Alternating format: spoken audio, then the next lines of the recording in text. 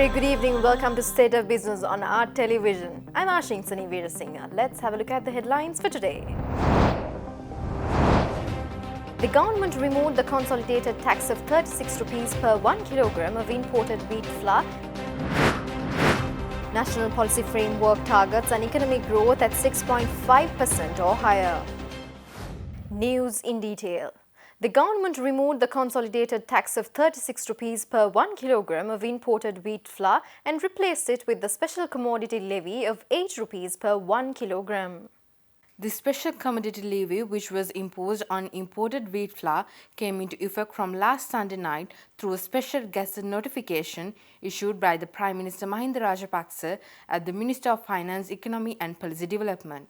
Accordingly, the consolidated tax of 36 rupees per 1 kilogram of imported wheat flour will be removed and only the special commodity levy of 8 rupees will be charged. So far in the country, only wheat grain was imported and milled to meet the country's need for wheat flour for consumption. As per the decision taken by the Cabinet of Ministers last week, the traders are encouraged to import wheat flour directly to sell them at a competitive price in the local market. In order to control the increase in prices of rice in the market, the Cabinet of Ministers last week decided to sell a maximum retail price of 98 rupees per 1 kilogram of samba and nard rice while reducing the duty of wheat flour, enabling the importation of wheat flour directly.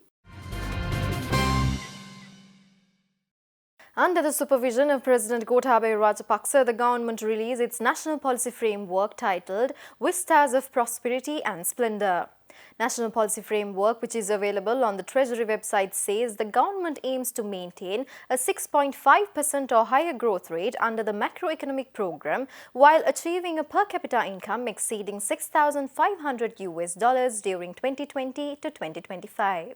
The Finance Ministry says it is mandatory for all government ministries, departments, provincial councils and local authorities as well as all government agencies to implement their policies and functions in accordance with this new government policy, which was approved by the Cabinet of Ministers last week. The national policy framework of the new government includes 10 key policies giving due consideration of socio-economic, environmental and political aspects. Accordingly, priority national security, friendly non-aligned foreign policy, and administration free from corruption, new constitution that fulfills the people's wishes, productive citizenry and vibrant human resource, people-centric economic development, technology-based society, development of physical resources, sustainable environmental management, disciplined, law-abiding and values-based society are the major areas to attend.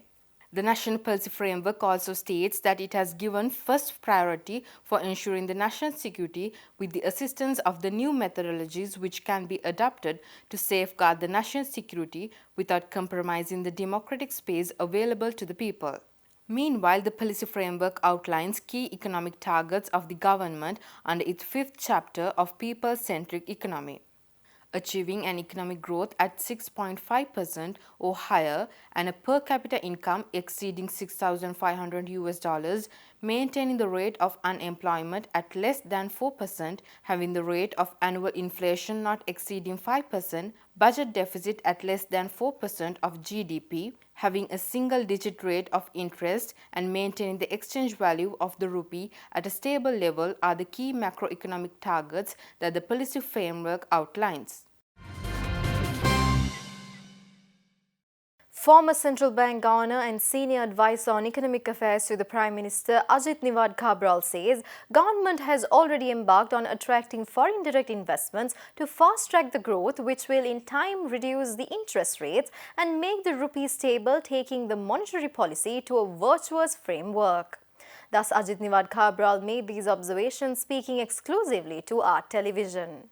When you have a good feeling in the economy, and there is optimism in the economy, you would find that there will be more and more money coming into the country. The positive sentiment. I'll tell you, we were at the port city inclusion of the 269 hectares of land, and they came and told the Prime Minister, in fact, I was also there, said that all the work that they had to do in order to get the laws into shape, in order to get the procedures into place, have been delayed and delayed and delayed. Nothing could be done by this previous government.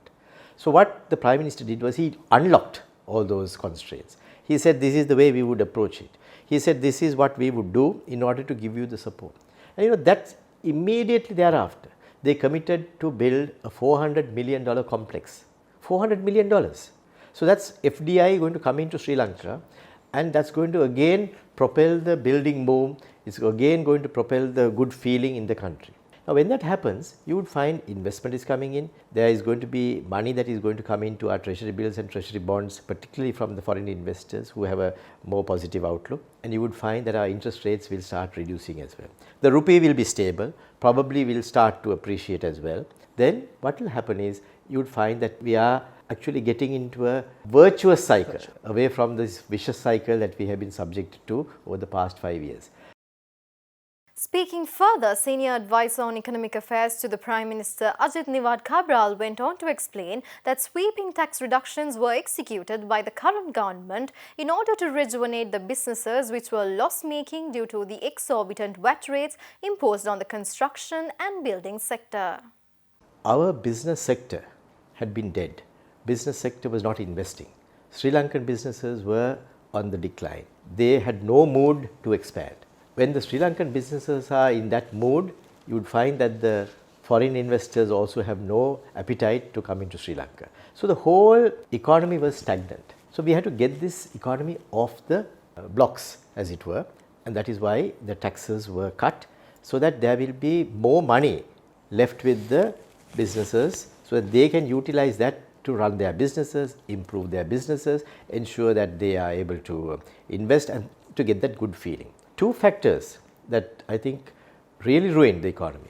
One was the construction sector being completely messed up by the previous government. Both, not only the government but the central bank also. Once I saw the governor saying you shouldn't lend to this sector. Then those comments have a huge impact. And people didn't realize how important it is to be very guarded in your comments, especially in those areas. But then it happened, and we found that the entire construction industry started going downhill.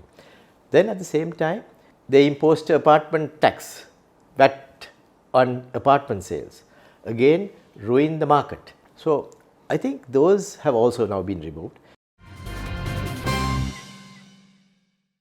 You can watch the full interview of Ajit Niwad Cabral from our new program, The Biz Watch, on this Wednesday at 10 p.m. With that, we'll be back after a short break.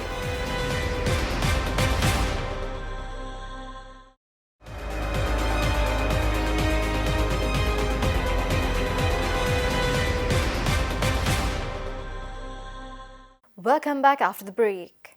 UNP parliamentarian Dr. Harsha De Silva claims the sudden arrest of the family of former Minister Patli Champika Ranawaka's driver early this morning over an alleged accident which took place in Rajagiriya in 2016 is not fair, and that it's almost an act of abduction.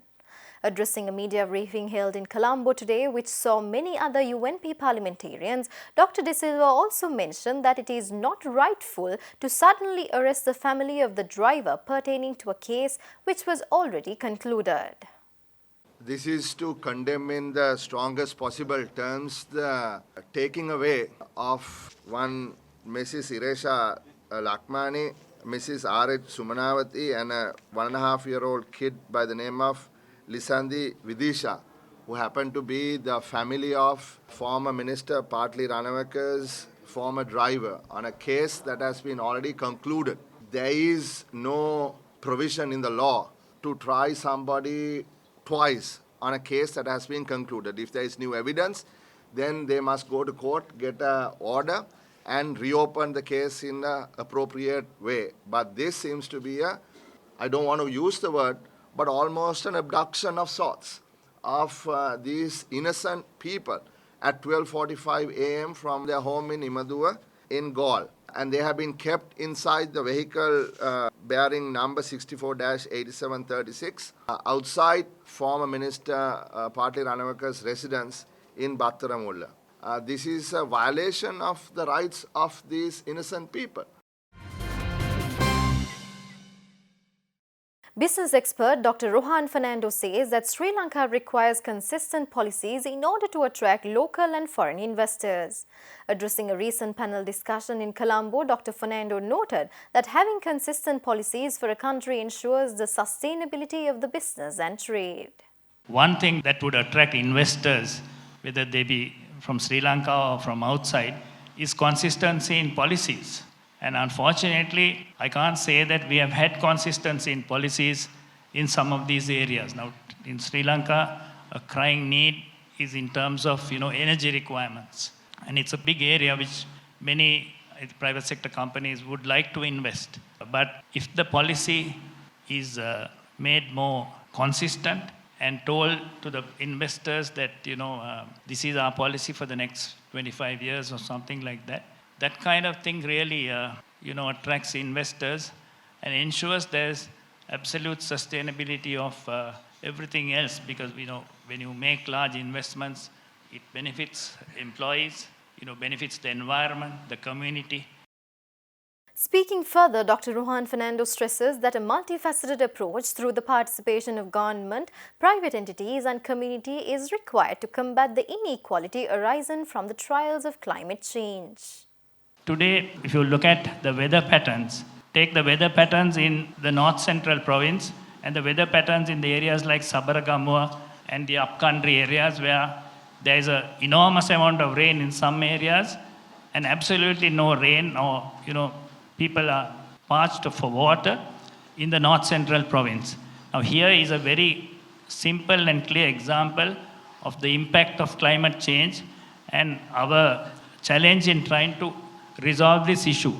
This is an age-old problem, and if we are talking of sustainable human development, here is a great opportunity to start right there. And this is not something that the government alone or the private sector alone can do. It's to my mind, a multifaceted, concerted effort that is required to ensure that this kind of disparity in climate change is addressed ASAP, because it's such a huge cost to the economy.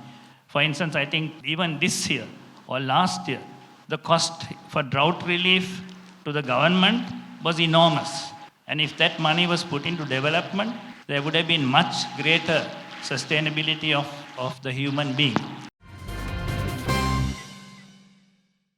Thalal Rafi, a Sri Lankan entrepreneur and consultant, will be Sri Lanka's representative to the World Business Angels Investment Forum 2020, which is to be held in Istanbul, Turkey in February next year. World Business Angels Investment Forum is an affiliated partner of the G20 Global Partnerships for Financial Inclusion, supports startups, develops entrepreneurial ecosystems, and helps venture capitalists and companies connect with international companies and organizations. The World Business Angels Investment Forum interacts with leaders in all areas of society to help assess needs and establish goals, bearing in mind that the public interest is of paramount importance. WBAF also engages with a wide range of institutions which are public and private, local and international, commercial and academic to help shape the global agenda. The World Investment Forum paves the way and means through its partnership agreements and joint projects developed with international institutions such as the International Finance Corporation of the World Bank Group, London Stock Exchange Group and many other organizations. Accordingly, Sri Lanka will be represented by Sri Lankan entrepreneur and consultant Thalal Rafi, assuring a wide range of opportunities for startups, innovators and high-growth businesses in the country. The World Business Angels Investment Forum is an international organization aiming to ease access to finance from startup to scale-up to exit. We focus on linking the best entrepreneurs, startups and SMEs with the most qualified angel investors and institutions in the world. Our main goal is to have all the players working together across borders. We do it by having our set of international training programs. We work with governments worldwide. We have our own World Business Angels Investment Fund. We have the Global CEO Alliance Club. And we focus on SME's scoring system. To bring all of it together, we organize exclusive investment events and annual meetings in which we identify strategies and actions during the year. Stay tuned for stock updates after this short break.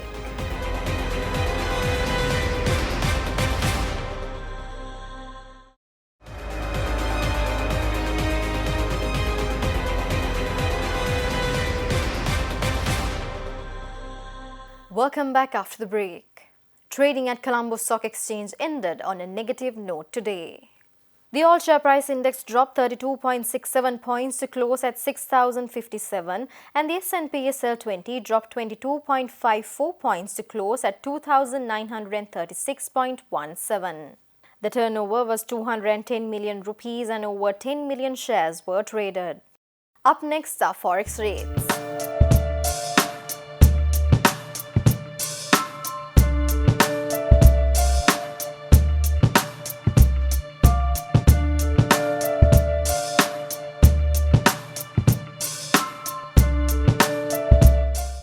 That's all the news for today. Join us tomorrow at the same time. Until then, take care. Good night.